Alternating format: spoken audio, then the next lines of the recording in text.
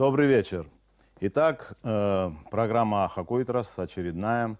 Сегодня работаем мы в прямом эфире. И речь в нашей передаче пойдет о военно-воздушных силах времен войны 92-93 годов. Но так получилось, что наша передача идет по понедельникам. Мы даже не специально это сделали, но совпал наш очередной понедельник с днем основания военно-воздушных сил Абхазии. И вот в связи с этим мы пригласили к нам сегодня в студию гостей, вот наших гостей.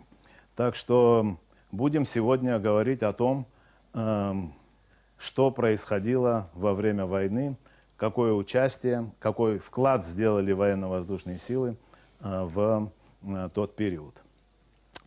Ну, я думаю, что, наверное, учитывая то, что сегодня празднуют и вспоминают, естественно, все то, что происходило во время войны, и, наверное, будет уместным, если мы поменем вставанием, наверное, тех, кто сложил голову за победу Абхазии.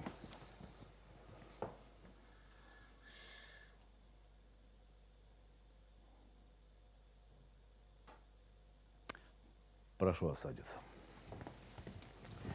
Со дня основания прошло уже четверть века. Вот, конечно же, сам по себе этот период образования очень был интересный. И мы, конечно, начнем с этой темы. Но сначала я представлю вам наших гостей. Итак, первый гость наш Гунба Адгур Алексеевич, нынешний командующий военно-воздушными силами. Он имеет медаль за отвагу и орден Леона. Герзмава Нури Рудольфович, замкомандующего военно-воздушными силами, медаль за отвагу и орден Леона. Квициня Атар Викович, подполковник, командир звена военно-воздушных сил, орден Леона. И Дженя Беслан Калистратович, полковник, замкомандующего ВВС, медаль за отвагу. И Сэшба Вячеслав Ахметович, генерал-майор, герой Абхазии, командующий военно-воздушными силами с 1993 по 2003 год.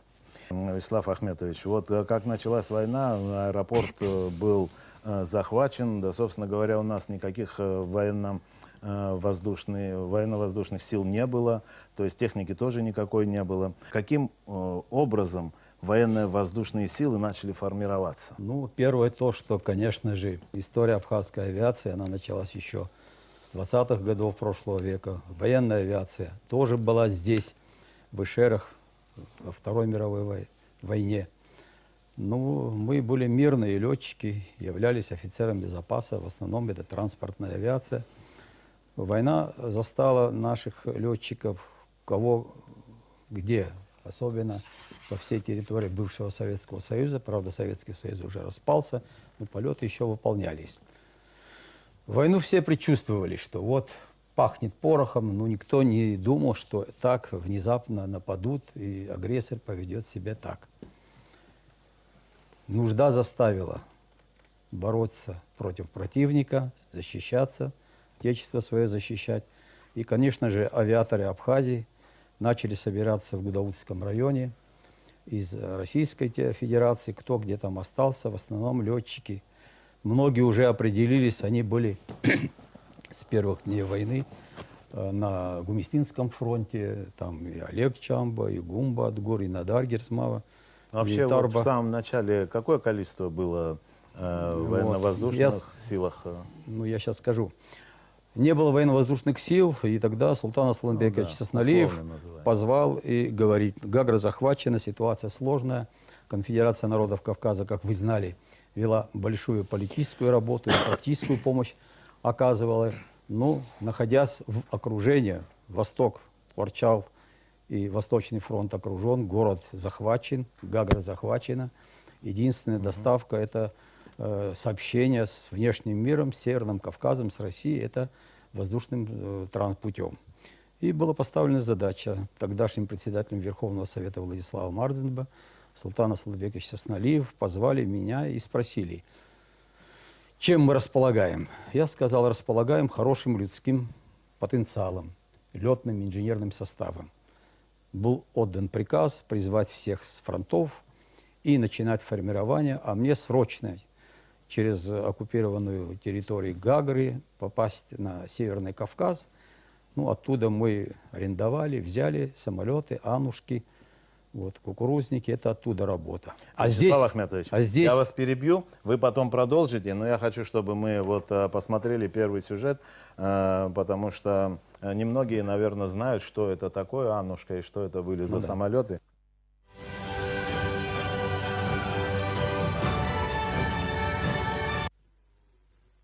27 августа 1992 года в селе Лохны Гудаутского района приземлились два борта под управлением Вячеслава Эшба и Надара Гельзма. Они доставили из Северного Кавказа груз военного назначения. Именно эта дата и считается днем создания военно-воздушных сил Абхазии. Всю войну эти самолеты выполняли боевые задания, а также свыше 200 раз перелетали линии фронта грузинской армии для доставки грузов в город Порчал и Ачамчирский район. Для победы над грузинскими захватчиками абхазские военные летчики более 300 раз поднимали свои боевые самолеты и вертолеты в небо для выполнения поставленных задач.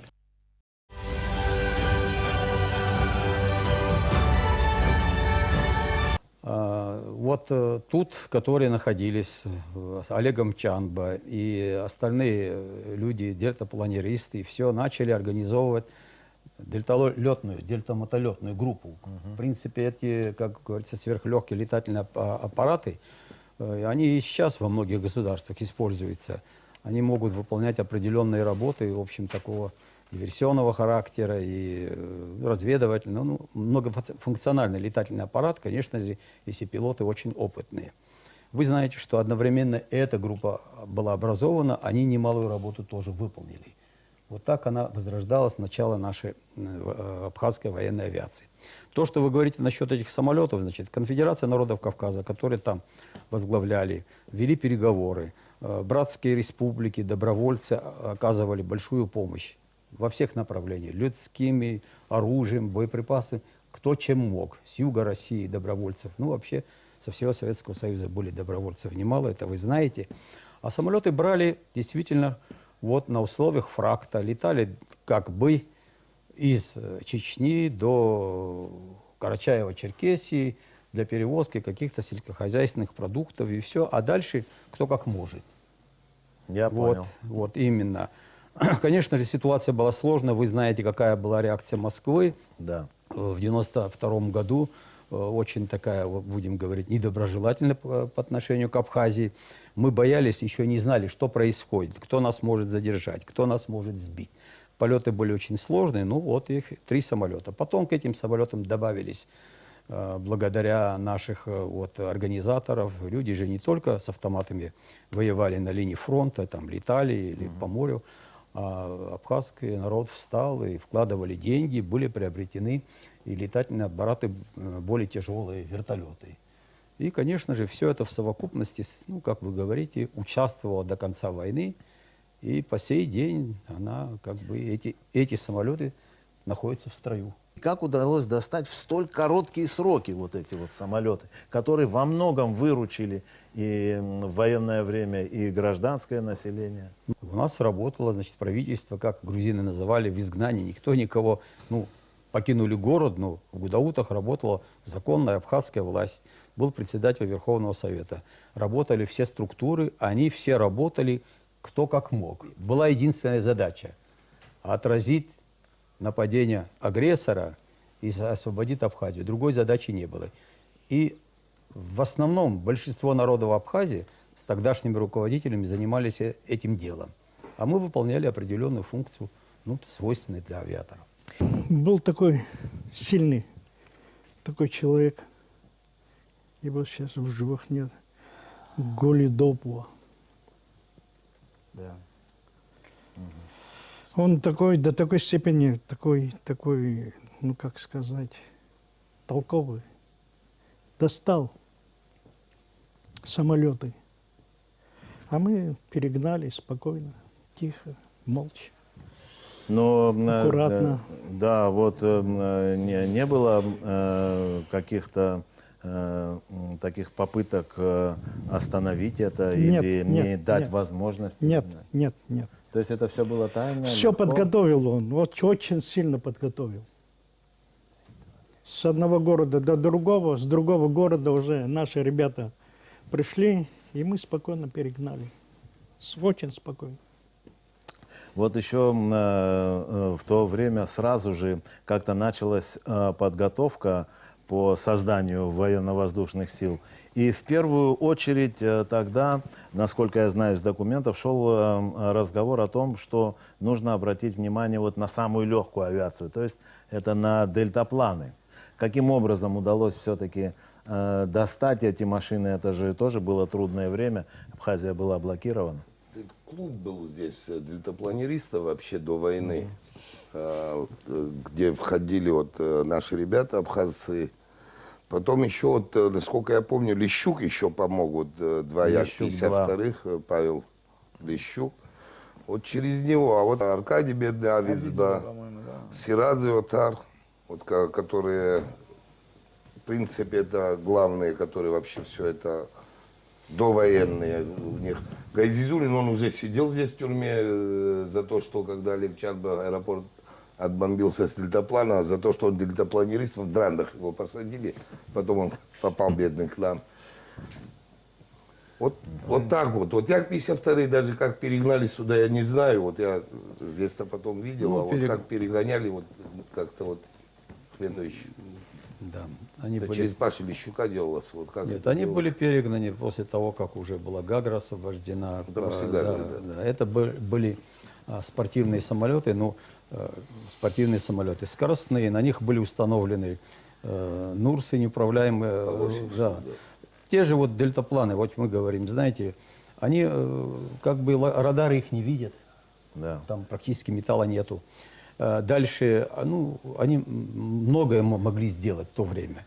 Может быть, то, что вот в Грузии слишком много танков имелось, слишком много вооружения, авиационной техники, другой брони, они понадеялись на все, что воюет-то народ.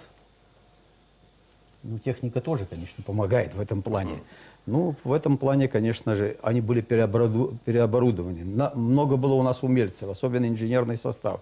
Самодельные бомбы начали делать. Ан-2 был переоборудован под ночной бомбардировщик, и довольно-таки хорошо. 6 бомб ночью по площадным целям, да, и хорошо он бил, и многофункционально. Потом авиация выполняла... В точку это как? Вот я посмотрел по документам, но некоторые оценивают то, что можно было попадать вот с погрешностью где-то 200-300 метров. Нет, это... нет, ближе. Смотря с какой высоты ты бомбишь, в каких условиях, какой ветер, практически, да, вот такая погрешность можно еще точнее, если пониже. Там сейчас, когда сегодня идет о высокоточном оружии, там у нас не было неуправляемых бомб, неуправляемых ракет, речь не идет. Речь старым дедовским способом, считаешь на глаз, ночной вот этот прицел, самый старый, еще до той войны, которой люди пользовались, приходишь, рассчитываешь по каким-то ориентирам, там, ветер определяешь и начинаешь сбрасывать.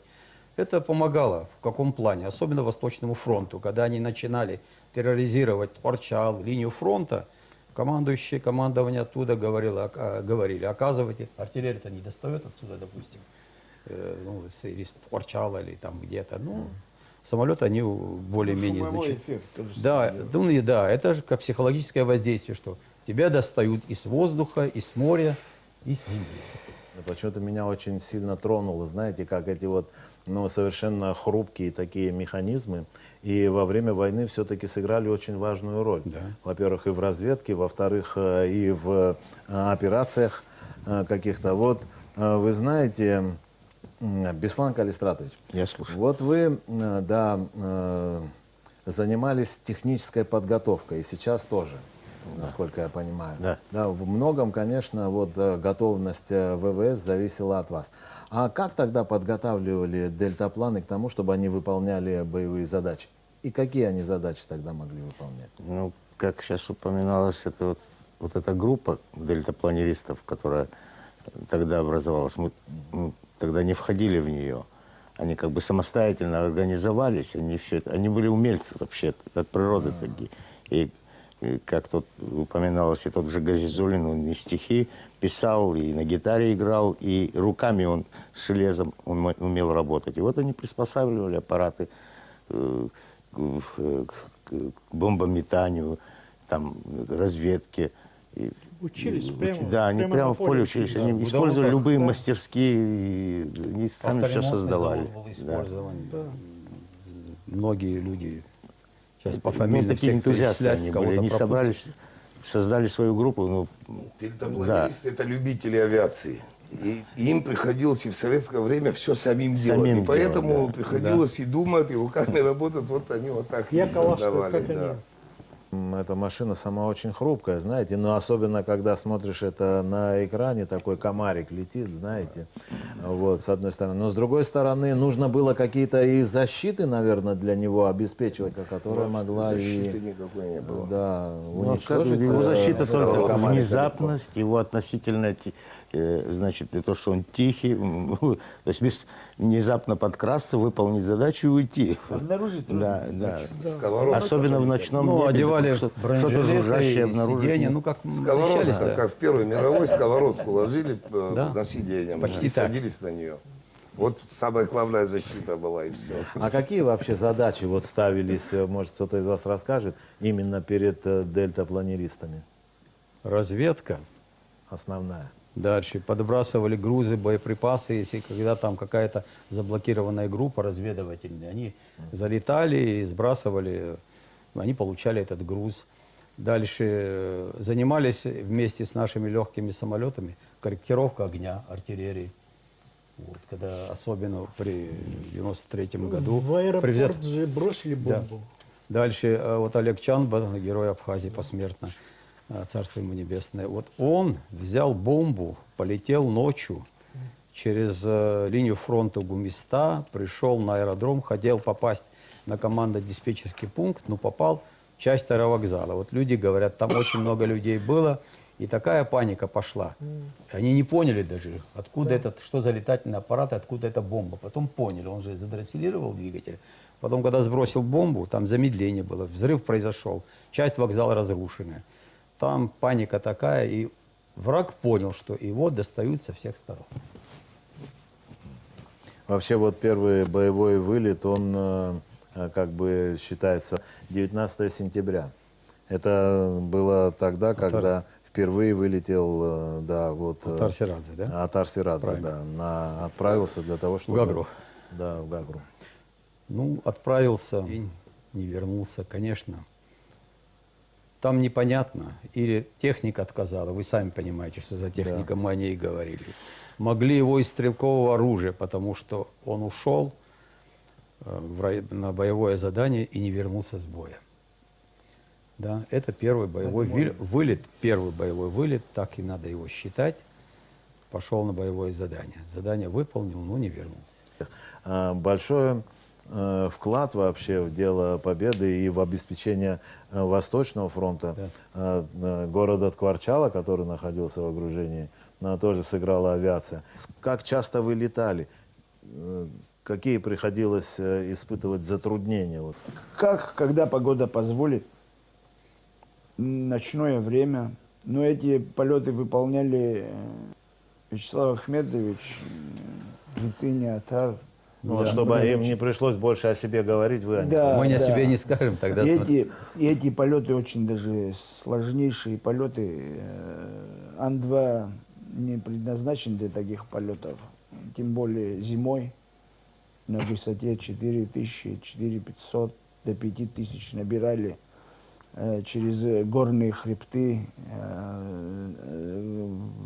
В тех две зимы, как странно, минус 10 было ночью у земли, а на высоте это каждые 1000 метров минус 6.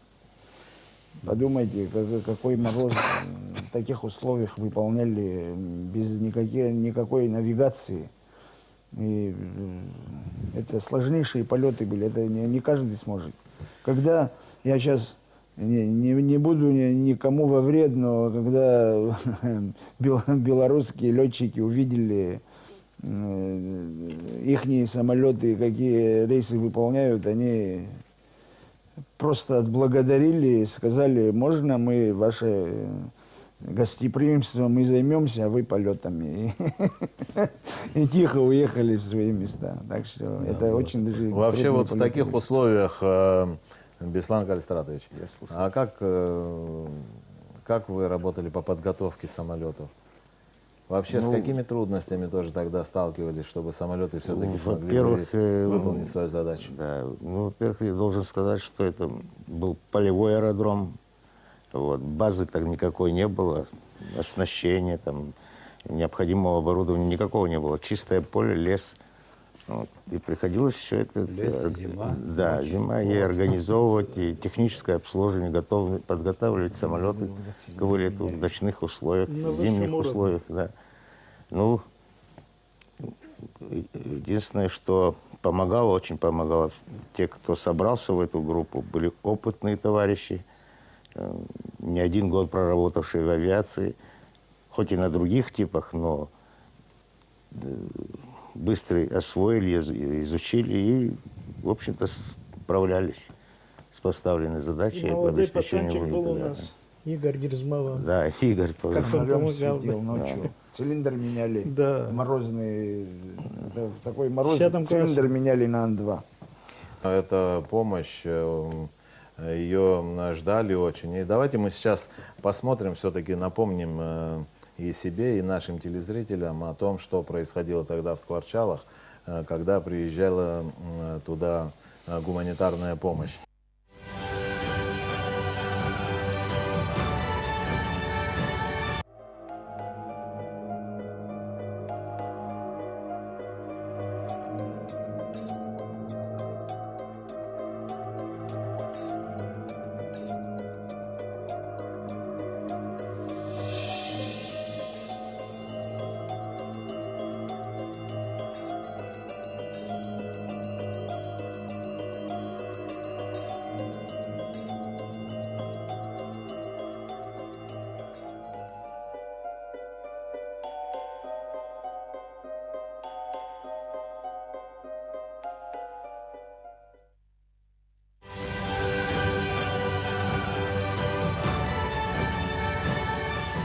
Тогда очень сложно, наверное, было осуществлять эти вылеты, вообще организовывать этот воздушный мост. Ясно стало, что суровая зима, Ткварчал окружен, Восточный фронт захлебывается, и никакого сообщения нет. И нам поставили задачу, тоже Султан Сосналиев, вот, и председатель Верховного Совета, как можно, что можно сделать. Тогда мы через вертолет, который крайне разлетел, забросили нашего представителя, Нины покойного, трагически погиб после войны, Самсоня Надар. Вот. Они там с помощью партизан, местных жителей сделали две площадки, два аэродрома. Это Ткварчал-Акварчапара и Тхина. Доложили секретно, что аэродромы готовы, надо начинать полеты. И при выполнении полетов надо было ночью. Наша, значит, основная задача это туда лететь, ясно, боевая задача. Через линию фронта. Один раз пересекаешь, два раза пересекаешь. Но самое страшное, что все-таки разведка слабовата была у нас. И у нас своей авиационной разведки не было. Мы не знали, какими средствами ПВО располагает противник. Единственное спасение для нас было это улететь в горы через главный Абхазский хребет и между главным и Кавказским хребтом и Абхазским хребтом ночью, только ночью. Для того, чтобы стрелами и иглами нас противник не мог поразить, и мы ходили через, как можно меняли маршруты, дрессировали двигатели, перелетая, и должны были выполнять эти полеты. И пришлось нам с Надаром Герзмава полететь первый же день днем, чтобы посмотреть, что за аэродром, составить потом инструкцию, а также все-таки ночью не попадешь. Мы днем его еле нашли, сели, там такая встреча была очень интересная, сейчас, может быть, времени нет, но люди встречали, радовались.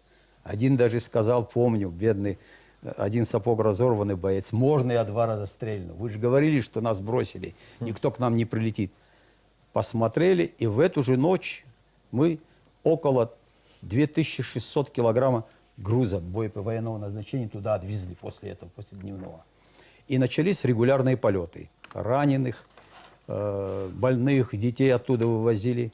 И вот по-честному, конечно, Ан-2, одна потеря была. Техники мы потеряли ночью, когда заходили с грузом, с военными, там и топливо было. И вторая потеря у нас была на Марухе Ми-8. Ну, там получилось так, они взлетали, садились, война есть война, кто-то там, надо было выручать. И в светлое время захватило их. И поэтому они были сбиты над Марухом. По этой причине, конечно же, с ракетной установкой земля-воздух. Потом мы туда поднимались. Там Пкин, Мозговой, Тарбородик и второй пилот Минтай.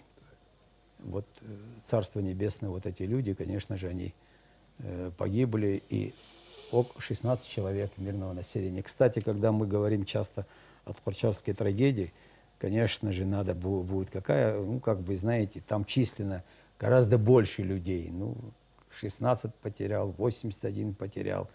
Каждая жизнь для нас дорога, конечно, очень тоже. Ну да, вот, дело здесь да. не в И статистике. вот вы говорите, как летали.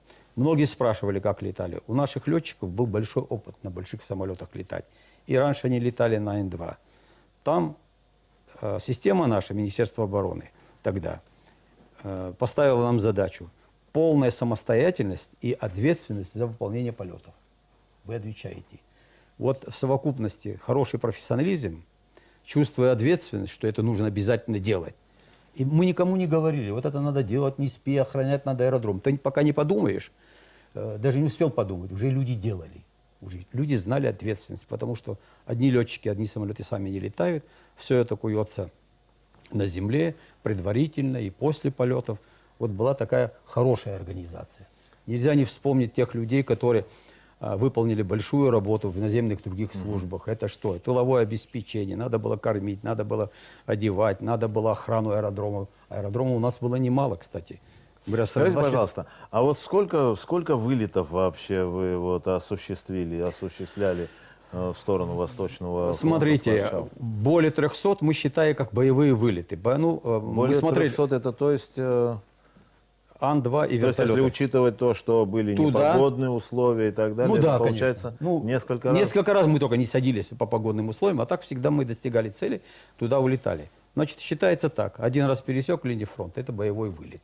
Туда-обратно слетал, выполнил боевую задачу, отвез груз, а тут тоже привез что-то. Туда в основном, конечно, возили боеприпасы и все. Ну, Так как часто летали? бывало, что за ночь 3 раза, 4. 4 раза. Как погода да. даст. Ну, еще надо, знаете, вспомнить, а вот то, что мы говорили с Северного Кавказа, до взятия Гагры, огромное количество полетов было сделано в сложнейших условиях. Тоже нелегко, правда, днем. Погодные условия, осенью, болтанка, обледенение уже начиналось, и туманы были, и возвраты бывали. И еще самое главное, мы не знали позиции, где ты сядешь, кто тебе что скажет. Ну, были такие случаи, когда садились, вот Абдулла, там наш Эльдерханов, который вот первый раз, когда мы летели, это чеченец-доброволец. Чеченский друг наш. Да, наш друг. Вот они там на посадке, там погода была плохая, скопотировали и поломали, повредили воздушное судно, самолет с боеприпасами. Пришли люди, соответствующие офицеры, думали, что все, надо сжечь самолет, тюрьма будет. Когда узнали, что к чему, вот этот высокопоставленный офицер нашел, помог им достать винт. Помогите, ребята, давайте, мы поддерживаем, воюйте. Были такие люди. Были люди, которые были против, как всегда. У них были свои сторонники, у нас были свои сторонники. Все то, что происходило во время войны в военно-воздушных силах, оно большей степенью осуществлялось и вдохновлялось, наверное, непосредственно теми, кто находился здесь. Но еще в этом, вот, ну, абхазской стороной, но в этом деле еще и принимали участие и российские гуманитарные службы.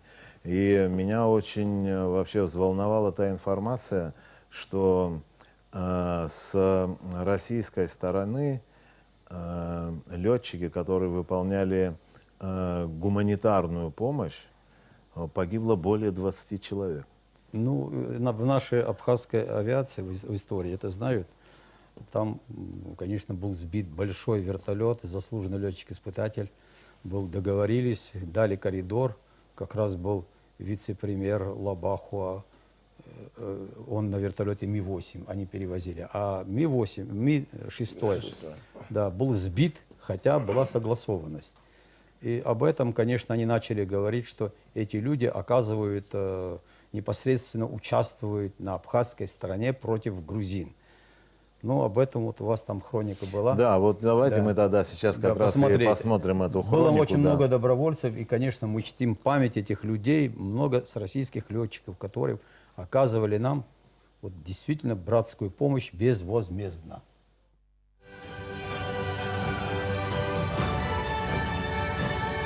Противоположная сторона не имеет права поднять свое оружие против Красного Креста, на котором были отправлены, пытались отправить детей и женщин, которые погибли в прошлый раз.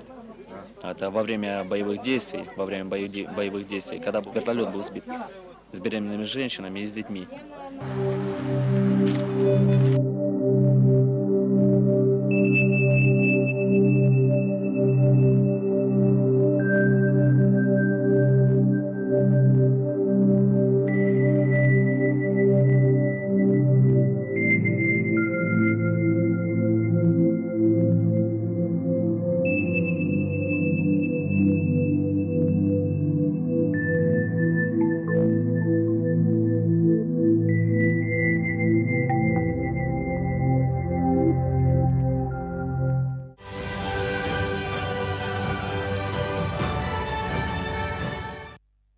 Но сама по себе вообще, конечно, грандиозная трагедия такая была, это Ласская трагедия.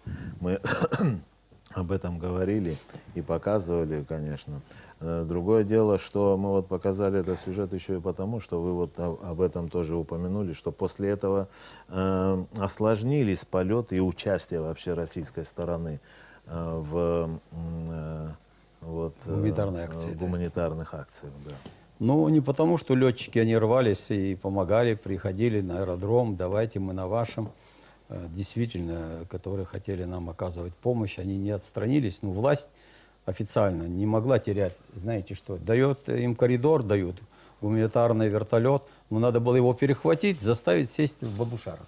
Зачем сбивать? Посмотри. Вот так договаривались обычно.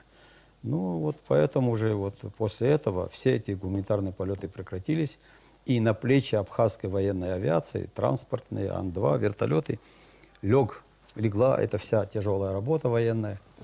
Ну, как смогли, справились. Один из таких очень важных моментов в истории войны и военно-воздушных сил еще заключается в том, что тогда существовало такое мнение и наших противников, и тех, кто их поддерживал, что, в общем-то, участие в военных атаках принимают российские войска. Вы знаете, у нас тоже есть небольшой кусочек выступления Чандарова, интервью он делал во время войны, мы его сейчас посмотрим.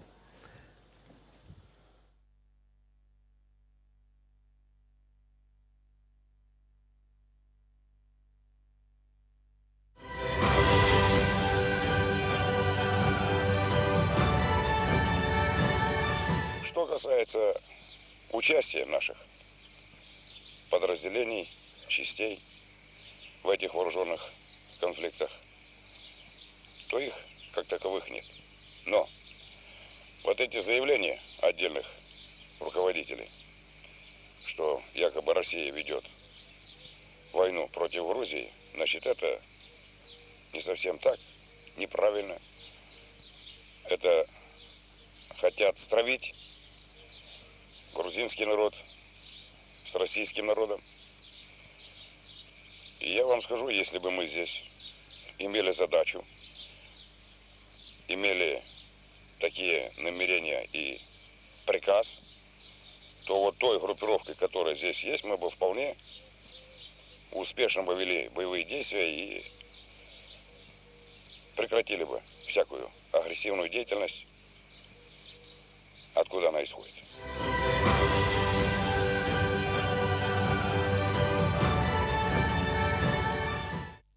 Но вот сейчас, как везде говорят, вот официально присланных, скажем, государством России военных людей у нас не было. А были добровольно, которые или уже в запасе, или даже были, которые отпуск брали, приходили, помогали. Вот именно, если за летчиков говорить, вот есть сегодня герой Абхазии, я не знаю, сейчас фамилию скажу, Нужно да ли? сколько она ему в жизни помешает или Ну, наш улучшит. большой Да. друг. Он наш, вот он пришел, увидел, что у нас происходит, сказал, я отпуск возьму, приду. Мы даже где-то засомневались сперва, но думаем, ему это надо ли сейчас. А это самое тяжелое время было, именно вот с вертолетчиками, когда у нас проблемы были. И он через неделю приехал, 45 суток, вот свой весь отпуск, от начала до конца он вот тут отлетал, и именно много работы он перенес именно по раненым, вот именно раненых вытаскивали. Это очень сложно, потому что это самые сложные площадки и очень близко, где от линии фронта. Вот именно все эти работы, вот он с Надаром Рудольфовичем, вот я, как сегодня помню, тоже вот несколько раз было, вот такие люди много было.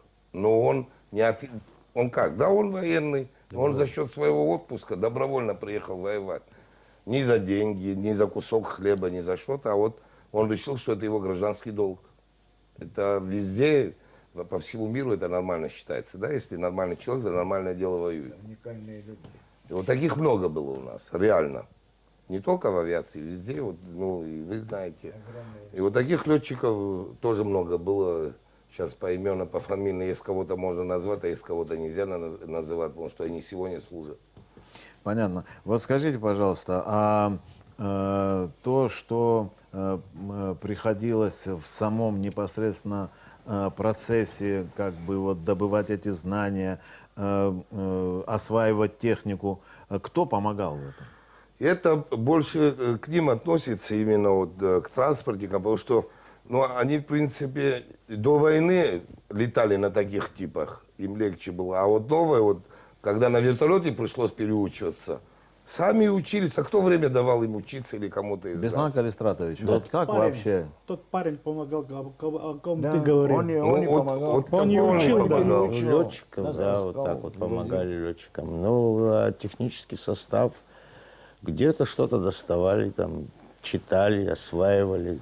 Техника-то советская, что самолет, что вертолет. Да, нюансы есть, но изучали и не то, что там за партой, а прямо на железе изучали его. Вскрыл, смотрит. Да. На Вот полянке книгу открыл, прочел.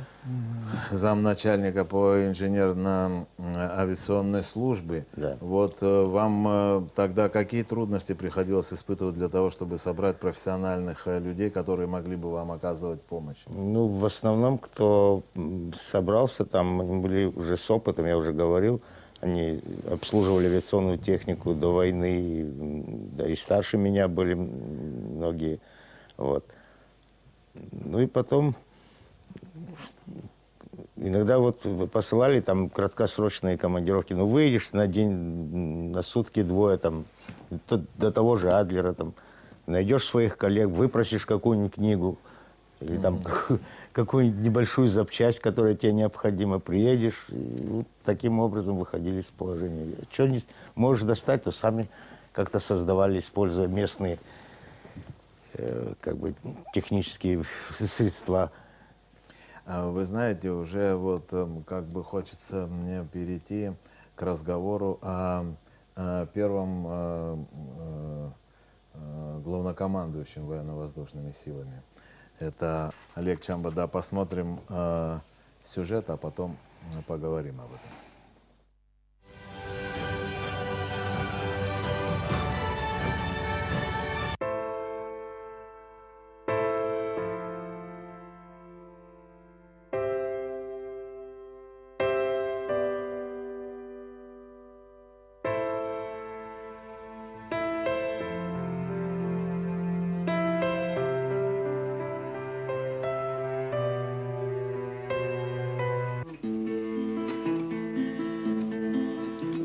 Загудел мотор, ожили стрелки, лег на курс. Не ограничено на небе пребывание. Причем здесь топливо? Я все равно вернусь. Я же не прощался. Я сказал вам до свидания. Причем здесь топливо? Я все равно вернусь. Я же не прощался. Я сказал вам до свидания.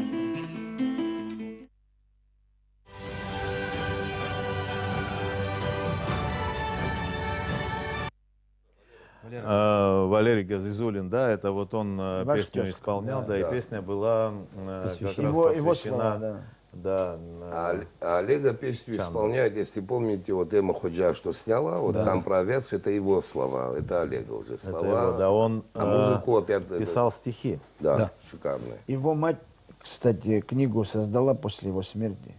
Книжечка есть, его стихи, да. Книга его стихов. Вот так, после войны его Ханукас показывал. Но вот много потерь было, вы знаете, может, несравнимо, конечно, с потерями в пехоте, но мы сейчас этими сравнениями не будем заниматься. Мы говорим о каждом человеке, потому что гибель одного человека, тем более такого мужественного, геройского характера, да, и действительно стойкого, такого верящего в свою победу человека для нас большая трагедия. С тем костяком, летным, маленьким подразделением, потери, конечно, у нас были большие. Ну, еще что, конечно же, у нас шли наступления, несколько наступательных операций было. А вот каждый полет, допустим, в сутки, ночью, по 4 раза, по 5 раз, ну, любые полеты, они всегда, конечно же, постоянно задействованы люди, и там эти же потери, ну, он возвращался, допустим, тот же Ми-8 Марух, поджидали его, они знали, что мы туда летаем. Конечно, надо всех помнить, это большая потеря для нас, для авиаторов и для всей Абхазии.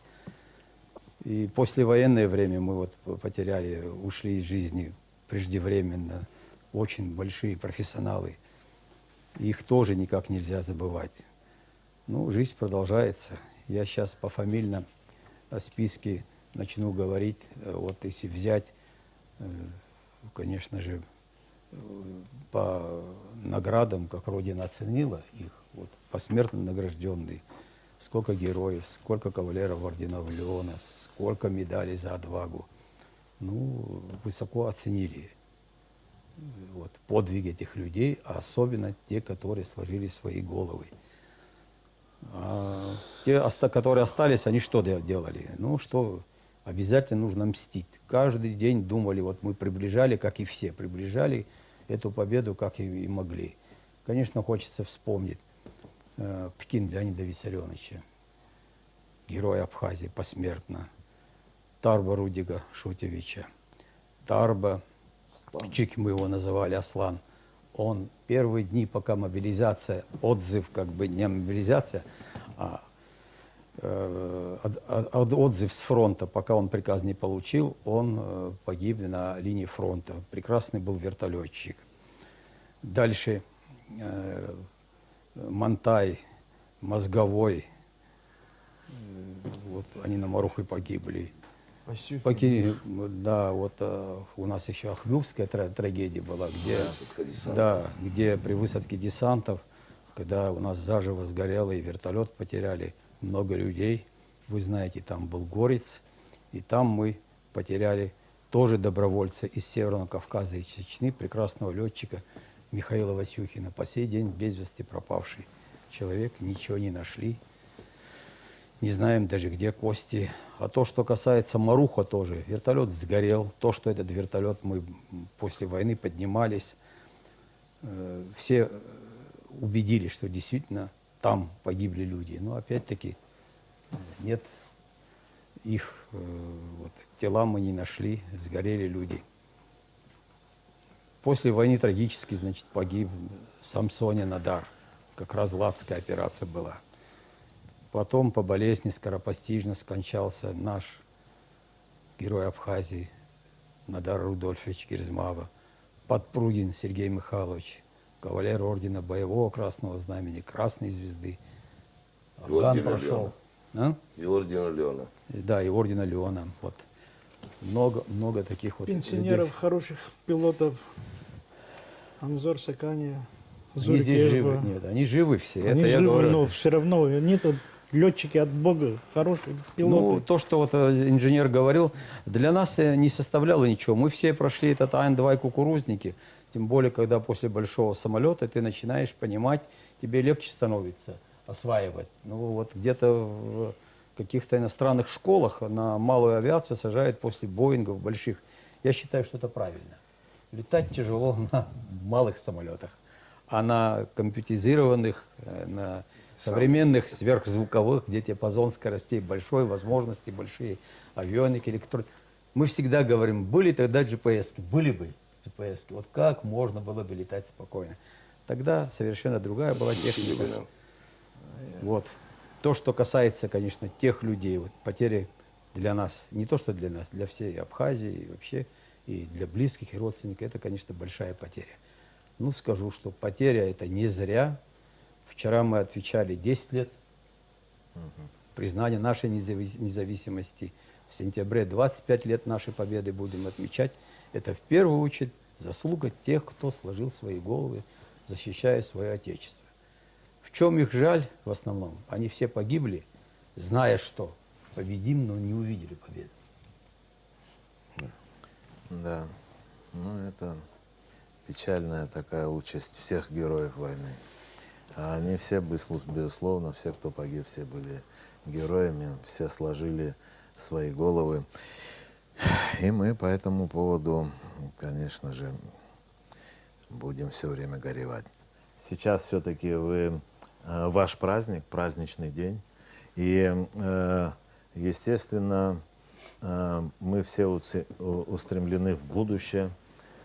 Первое и самое главное обстоятельство – это наша безопасность. Вот, знаете, Адгур Алексеевич, я бы к вам хотел сейчас обратиться.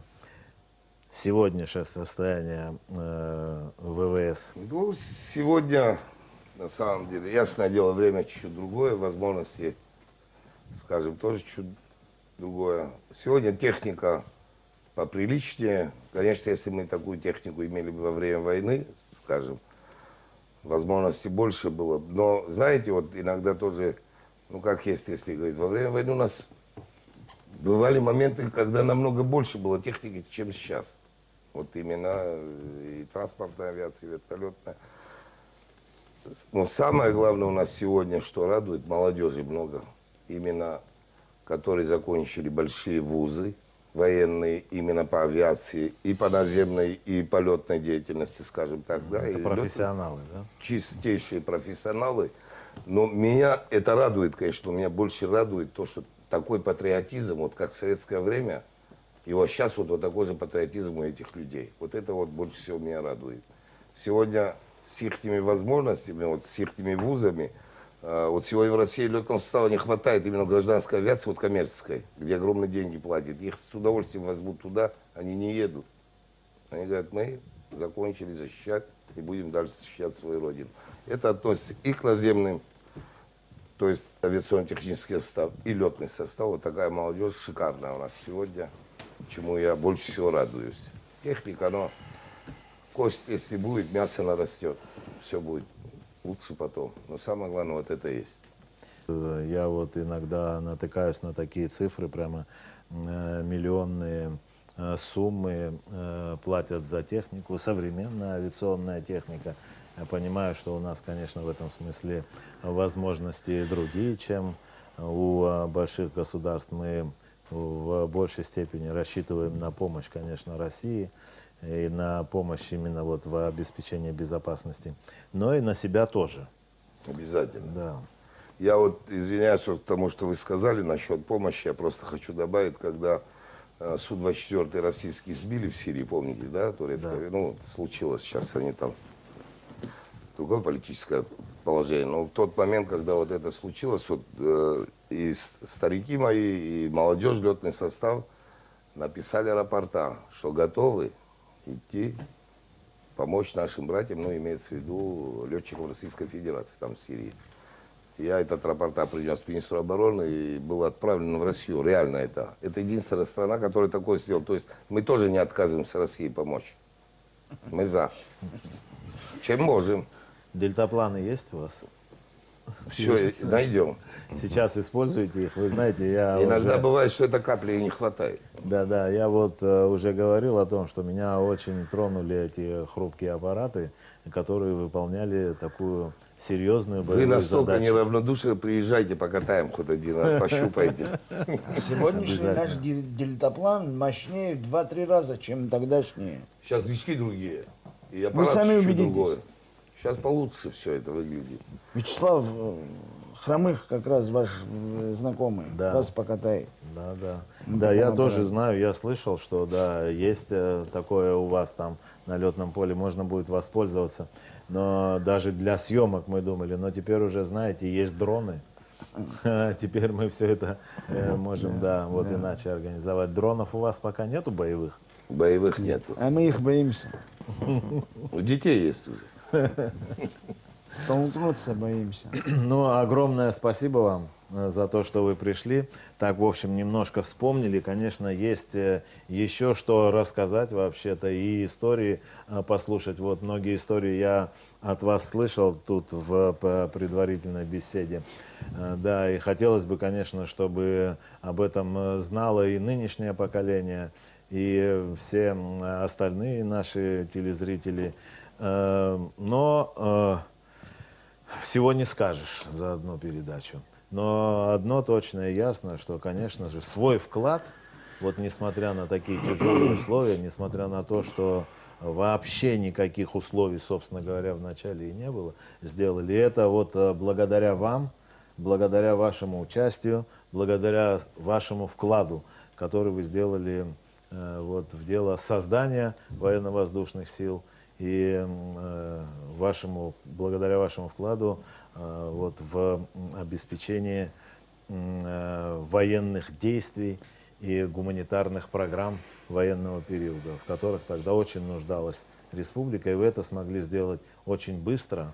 И самое главное, что совершенно бесстрашно, как я вот смотрел и видел, и наблюдал это и во время войны тоже. Огромное вам спасибо. Вы знаете, маленький такой эпизодик еще о этом комарике дельтаплане мы наконец поставим. Да, вас я еще раз поздравляю с праздником, с Днем создания военно-воздушных сил. Удачи вам, долгих лет жизни. Спасибо. Будьте Огромное здоровы. спасибо. Спасибо. Всего доброго.